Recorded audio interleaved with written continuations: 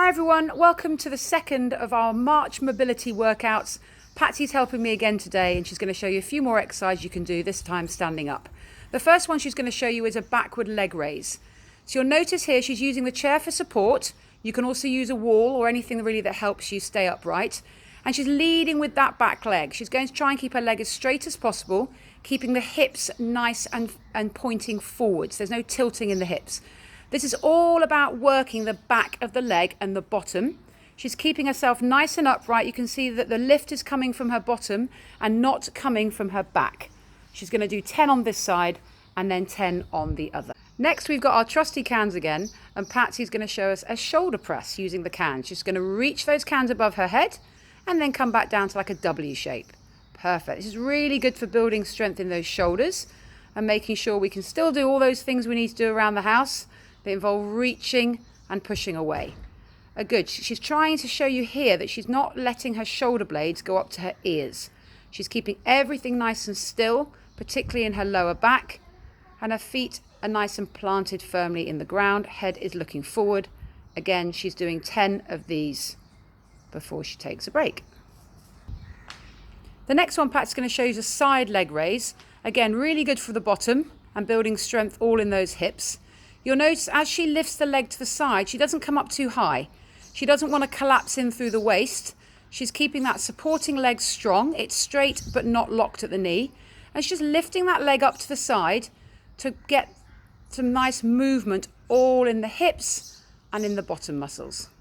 She's going to do 10 one side and then 10 the other. I'm going to show us an exercise for the back of the arm to keep nice strong tricep muscles, to keep our upper body active and mobile. So all she's doing here is she's just got that can of tomatoes again and she's just straightening out that arm and bringing it back in. She's using the chair for support.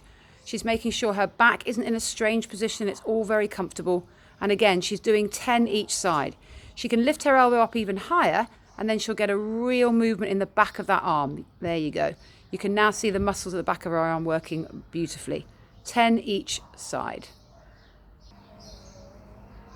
Okay, the next exercise I'm going to show is just a gentle knee lift. So you'll see that Patsy's now going to lift one knee up in front, put it back down, other knee up. Perfect. So it's like a marching movement here. And again, what we're working here is the front part of the body. We're working these hip flexors. These hip flexors are the muscles that lift your knee up. And these are the ones that can start to get a little bit tired as we get older. And they'll often get a little bit shorter because we're sitting down all the time. So making sure that we get these nice and active is perfect to keep you super mobile.